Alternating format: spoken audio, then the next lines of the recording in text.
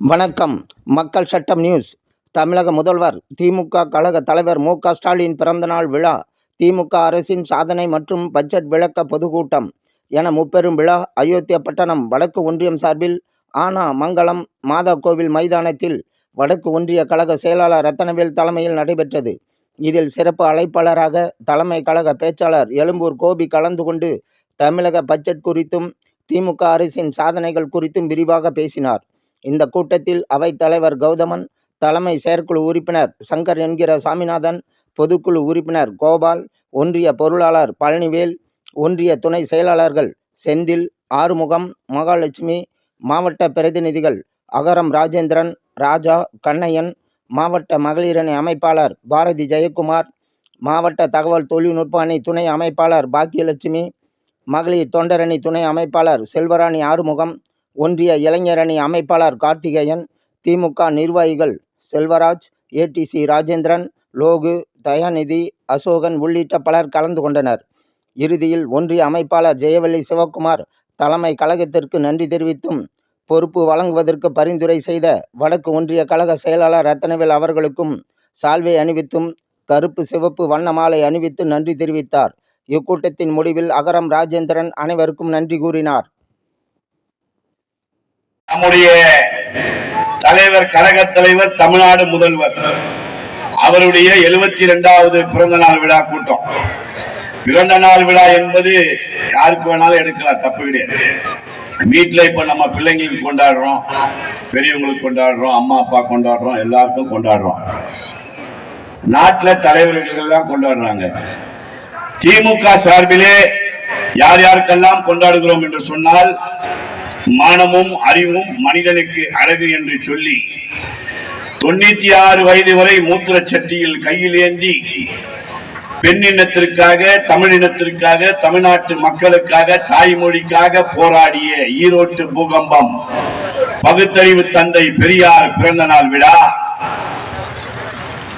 1949ஆம் ஆண்டு எங்கள் வட சென்னையிலே ராபின்சன் பூங்காவிலே கொட்டும் மழையிலே திராவிட முன்னேற்ற கழகத்தை ஆரம்பித்து தாய் திரு நாட்டுக்கு தமிழ்நாடு என்று பெயர் சூட்டி இருமொழி கொள்கைகளையும் சுயமரியாதை திருமணத்தையும் சட்டமாக்கிய காஞ்சி தலைவன் பேரறிஞர் அண்ணா பிறந்த நாள் விழா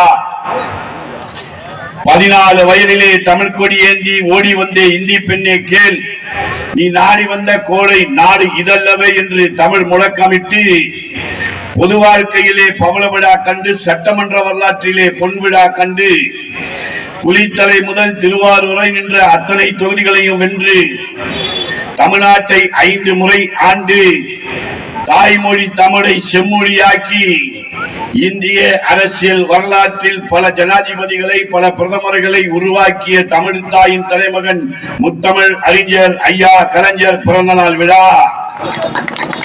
பெரியாரின் தொண்டனாய், அண்ணாவின் தம்பியாய், கலைஞருக்கு உற்ற தோழனாய், ஏற்றுக்கொண்ட கொள்கையை கடைசி வரை காப்பாற்றி கழக பொதுச் செயலாளராக பணியாற்றி மறைந்து எங்கள் நினைவில் வாழ்ந்து கொண்டிருக்கின்ற பேராசிரியர் பெருந்தகை பிறந்த நாள் விழா.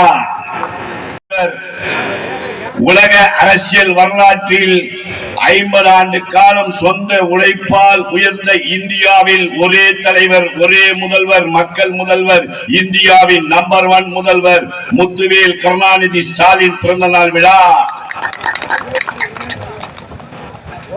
முத்தமிழறிஞரின் பேரப்பிள்ளை, தளபதியாரின் வீரப்பிள்ளை, கழக இளைஞரணி செயலாளர் எங்கள் சின்னவர், நாளைய தமிழ்நாட்டின் மன்னவர் உதயநிதி ஸ்டாலின் பிறந்த நாள் விழாவை திமுக சார்பிலே கொண்டாடி கொண்டிருக்கிறோம் என்று சொன்னால், இவர்கள் எல்லாம் மக்களுக்காக, நாட்டுக்காக உழைத்தவர்கள், உழைத்துக் கொண்டிருப்பவர்கள். ஆகையினால் நாங்கள் பிறந்த நாள் விழா எடுத்துக் கொண்டிருக்கிறோம். பிறந்த நாள் விழா ஒரு பக்கம் இருக்கட்டும், இன்றைக்கு நாட்டு நடப்புக்கு வருவோம். பேசுறதுக்கு சென்னையிலிருந்து கிளம்பின 2ஆம் தேதி அன்னைக்கு வரிசையா எல்லா மாவட்டத்திலையும் பேசிட்டு இன்னைக்கு 21ஆம் தேதி சேலம் கிழக்கு மாவட்டத்துக்கு வந்திருக்கிறேன்.